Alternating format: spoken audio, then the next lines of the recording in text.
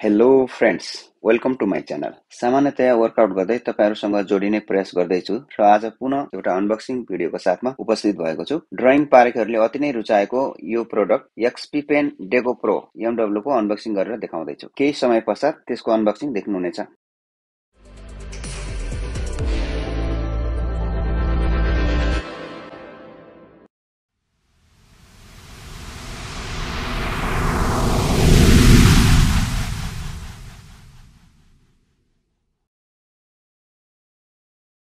यो हो XP pain डेको प्रो एमडब्ल्यू। यसमा चाहिँ यो माथिको ड्रइङ गर्दाखेरि लगाउने सिट रहेको छ, दुईवटा सिट भयो। यसलाई कसरी लगाउने भनेर यहाँ इन्स्ट्रक्सन दिएको छ, यहाँबाट हेर्न सकिन्छ। यसलाई साइडमा राखौँ र अब यो डेको प्रो ट्याब्लेट हो, पेन ट्याब्लेट। यो हेर्न सक्नुहुन्छ, यो चाहिँ ब्याक साइड हो। यहाँ डेको एक्सपी पेन भनेर लेखिएको छ र यहाँ देख्न सक्नुहुन्छ। यसलाई सही तरिकाबाट घुमाउँ। यो हेर्नुहोस्, एक्सपी पेन, यो गुड डिजाइन अवार्ड 2018 को प्रोडक्ट हो। यो डेको प्रो एमडब्ल्यू पेन ट्याब्लेट। यसमा एउटा पेन रहेको हुन्छ, यो ब्लुटुथद्वारा चाहिँ कनेक्ट हुन्छ हाम्रो आइफोन, आइप्याड र म्याकबुक अथवा विन्डोजको कम्प्युटरहरुमा। ड्रइङको लागि विशेष यो प्याड चाहिँ हामीले लिनुपर्ने हुन्छ। जसले चाहिँ एआई को ड्रइङहरु गर्नुहुन्छ उहाँहरुको लागि यो प्याड हो, एक्सपी पेन यसमा इन्क्लुड हुन्छ। अब यसको म अनबक्स गर्न गइरहेको छु र ब्याक साइडमा तपाईहरुले यहाँ देख्न सक्नुहुन्छ। ब्याक साइडमा यसको केही फिचरहरु यहाँ तपाईले देख्न सक्नुहुन्छ। पेन ट्याब्लेटको म यहाँ तपाईहरुलाई भिडियोमा राखिदिन्छु। यहाँ सानो देखिन्छ होला सायद। यसको साइज चाहिँ यहाँ देख्न सकिन्छ 11/6 इन्चको यो स्क्रिन, यो ड्रइङ एरिया रहेको हुन्छ। त्यो ड्रइङ एरियामा हामीले ड्रइङ गर्न सक्छौं र यसको कन्ट्रोलको लागि यहाँ यो कन्ट्रोल प्यानलहरु चाहिँ यसको यहाँ रहेको हुन्छ। Customisation shortcuts and roller wheel हो यो।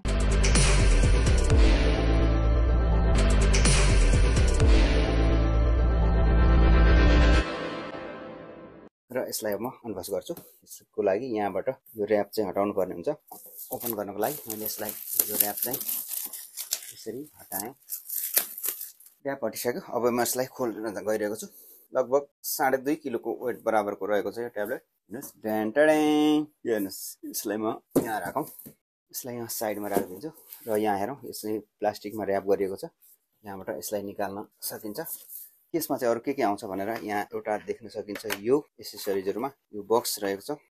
त्यसैगरी यहाँ पनि एउटा पेपर रहेको छ। यो पनि बक्स चाहिँ पेपरमै प्याक छ र यहाँ एउटा एक्सपी पेनको निब्स होल्डरहरु यसैमा छ। यो अहिले म तपाईहरुलाई देखाउँछु र यसलाई यो बक्सलाई साइडमा राखौं। यो बक्स भित्र हामीले पाउने एसेसरिजहरु यो दुईटा बक्स र यो एउटा पेनको। यस बक्समा के छ त्यो हेरौं पहिला। सबैभन्दा पहिले यो बक्समा चाहिँ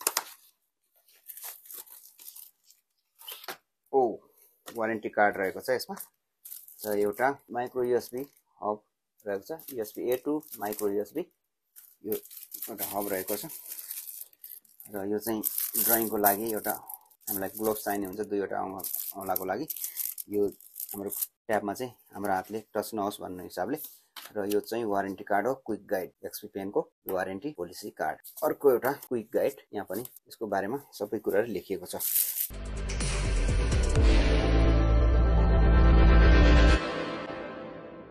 यसभन्दा बाहेक अर्को बट्टामा के छ हेरौँ। फटाफट म अनबक्सिङ गरेर देखाउनेछु। यो बट्टामा अरु केही छैन। यो दुईवटा केबल रहेको छ। यहाँ हेर्नुस्, USB A to USB C को दुईवटा पोर्ट। यो चाहिँ हामीले यो यसलाई चार्ज गर्नको लागि युज गर्न सक्छौं। यो दुईवटा केबल, यो केबल भयो। त्यसैगरी यहाँ एउटा यो पेनको होल्डर रहेको छ। यसलाई मैले यहाँ निकाले। यसलाई खोल्नको लागि यसरी घुमाइसकेपछि यो हो यूएसबी ए ब्लुटुथ रिसिभर र यतापट्टि साइडबाट खोल्दा चाहिँ यहाँ पेन छ र यसलाई निकाल्नको लागि यसरी तान्न सकिन्छ। यहाँ पेनमा चाहिँ यो बटन दिएको छ, यहाँ देख्न सक्नुहुन्छ एक्सपी पेन। यसैगरी यो निब भइहाल्यो। राइटिङ गर्नको लागि यसरी यो भयो। यसमा अरु खासै केही हुँदैन। यो पेन होल्डर हो। यसमा अहिले पेनलाई पनि म यहाँ यसरी लगाएर राखौँ। यहाँ 2-4 वटा यो ड्रइङ गर्ने यो अगाडिपट्टिको निब्सहरु राखिएको छ।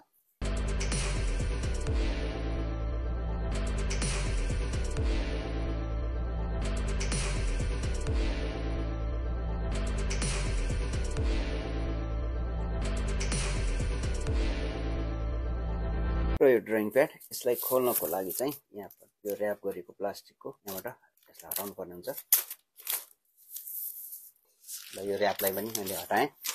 र्याप हटाइसकेपछि ब्याक साइडमा देख्न सकिन्छ यो ब्याक साइडको भाग यहाँ चाहिँ अन अफ लेखेको छ। यसलाई युज गर्नको लागि अन गर्नुपर्ने हुन्छ। त्योभन्दा पहिले यहाँ चाहिँ अगाडिपट्टि हेरौँ।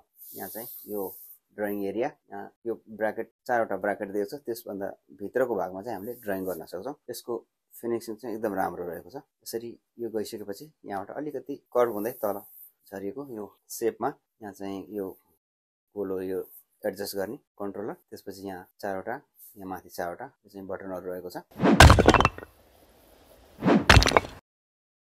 यसको सहायताले हामीले चाहिँ ड्रइङ गर्दाखेरि सबै एडजस्टहरू चाहिँ यहाँबाट गर्न सक्छौँ। र यसलाई चार्ज गर्नको लागि यो साइडमा युएसबी पोर्ट रहेको छ, जुन हाम्रो यो केबल, यो युएसबी केबल चाहिँ हामीले यहाँ जोडेर चार्ज गर्न सक्छौँ। यो युएसबी पोर्टलाई हामीले यहाँ यसरी कनेक्ट गरेर यो चाहिँ हामीले यसबाट पावर दिन सक्छौँ। र युएसबी सी सँग ए भएको पोर्ट भयो। यदि हामीसँग युएसबी सी भएको पिडी चार्जर छ भने पिडी चार्जिङको लागि चाहिँ यो हो, हामीले यसमा यो कनेक्ट गर्ने। त्यसपछि यतापट्टि साइडमा युएसबी सी पोर्ट देख्न सक्नुहुन्छ, युएसबी सी। यसलाई चाहिँ हामीले पिडी चार्ज भएको एडाप्टरमा चाहिँ कनेक्ट गर्नुपर्छ। त्यसरी पनि हामीले चार्ज गर्न सक्छौँ। यो ट्याब्लेटलाई दुवै तरिकाबाट चार्ज गर्नको लागि हामीलाई यो 2वटा केबल रहेको छ, यसैको सहायताले यसलाई चार्ज गर्न सक्छौँ। चार्ज गरिसकेपछि हामीले यसलाई यहाँबाट अन गर्न सक्छौँ। अन गरिसकेपछि यहाँ देख्न सक्नुहुन्छ लाइट बलेको छ। र हामीले यसलाई आफ्नो आइप्याड अथवा म्याक कम्प्युटर र विन्डोज कम्प्युटरहरूमा पनि यसलाई चाहिँ हामीले कनेक्ट गरेर ब्लुटुथद्वारा ड्रइङ गर्न सक्छौँ। आइप्याड प्रो 12.9 इन्चको यो साइज र यो एक्सपी पेनको यो साइज चाहिँ यति ठुलो छ। यसको राइटिङ एरिया भनेको 11 इन्चको, त्यसैले यो चाहिँ धेरै नै ठुलो देखिएको छ यो आइप्याड प्रो 12.9 इन्चको अगाडि चाहिँ। र यसलाई हामीले वायरबाट कनेक्ट गर्न सक्छौँ। र ब्लुटुथबाट कनेक्ट गर्नको लागि चाहिँ हामीले यसमा रहेको यो रिसिभर, ब्लुटुथ रिसिभरलाई कम्प्युटरमा जोड्नुपर्ने हुन्छ, म्याक कम्प्युटर विन्डोज कम्प्युटर दुवैमा। र ब्लुटुथ इन्स्ट्रक्सन अनुसार हामीले यसलाई कनेक्ट गर्न सक्छौँ। र यहाँ बटनहरू छ, हामीले यो चाहिँ ड्रइङ गर्दाखेरि यसलाई युज गरेर गर्न सक्छौँ। र पेनमा पनि यहाँ 2वटा बटन रहेको छ, यहाँबाट पनि हामीले ड्रइङ गर्दाखेरि विभिन्न सेटिङहरू चाहिँ एडजस्ट गर्न सक्छौँ।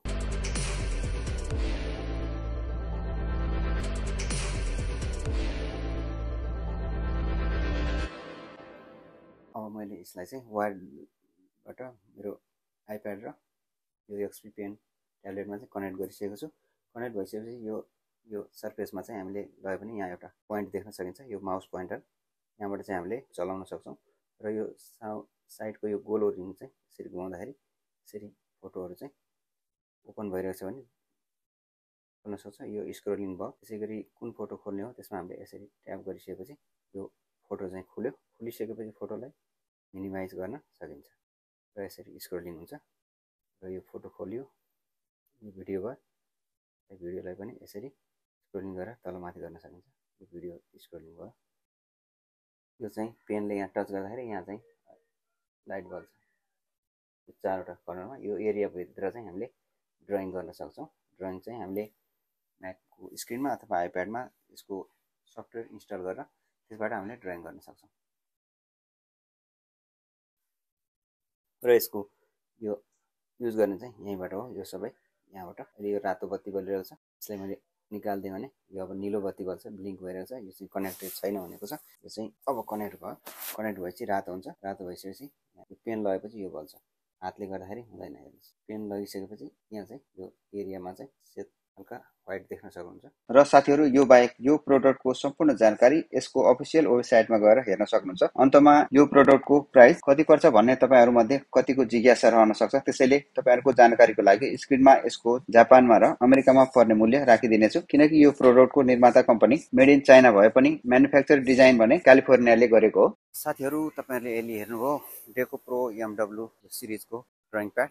यो चाहिँ जसले एडिटिङ सम्बन्धी काम गर्नुहुन्छ, फोटो स्टुडियो, एआई अनि एप्लिकेसनहरुबाट एडिटिङ गर्नुहुन्छ, पेन्ट सम्बन्धी काम गर्नुहुन्छ भने चाहिँ उहाँहरुको लागि यो डेको प्रोको एमडब्ल्यू भन्ने यो ड्रइङ प्याड चाहिँ एकदमै बेस्ट भएकोले मैले अनबक्सिङ गरेको हो। यसलाई कसरी कनेक्ट गर्ने भन्ने कुरा चाहिँ मैले तपाईहरुलाई भिडियोमा देखाएँ। भिडियो कस्तो लाग्यो, मन परेमा लाइक गरिदिनु होला र अनि साथीहरुलाई पनि शेयर गरिदिनु होला। यदि तपाई यस च्यानलमा पहिलोपटक जोडिदै हुनुहुन्छ भने चाहिँ च्यानललाई सब्स्क्राइब गर्नु होला र बेल आइकनलाई बज गर्नु होला, ताकि मैले अपलोड गर्ने भिडियोको नोटिफिकेसन चाहिँ तपाईबाट नछुटोस्। र तपाईलाई यस भिडियो सम्बन्धी केही जिज्ञासाहरू छन् भनेदेखि कमेन्टमा अवश्य पनि लेख्नु होला। त्यसका साथै यो भिडियोबाट म भने बिदा चाहन्छु। जाँदा तपाईँहरूलाई एउटा जानकारी पनि सेयर गर्न चाहन्छु। अहिले म जापानमा भएको हुनाले जापानको विशेष ठाउँहरू र रमणीय ठाउँहरूमा घुम्ने जाने गरेको छु। ती ठाउँहरूमा घुम्ने जाँदै गर्दा मैले केही भिडियोहरू सुट गरेर आफ्नो ब्लगमा चाहिँ समेट्ने गरेको छु र तपाईँहरूलाई त्यो ठाउँहरूको बारेमा जानकारी चाहनुहुन्छ र त्यो ठाउँहरू कुन कुन ठाउँ हो भन्ने जान्न चाहनुहुन्छ भने मेरो आरके ब्लग जापान भन्ने युट्युब च्यानललाई सब्सक्राइब गर्नुहोला र त्यहाँ रहेको भिडियोहरू तपाईँहरूले हेरेर जुन जुन ठाउँमा तपाईँहरू जान चाहनुहुन्छ त्यो हेरिसकेपछि तपाईँहरूले पक्कै पनि त्यहाँ जानको लागि चाहिँ सहज हुनेछ। यो जानकारीका साथै आजलाई यो भिडियोबाट म भने बिदा चाहन्छु। तपाईँहरूको दिन शुभ रहोस्। Have a nice day. By by.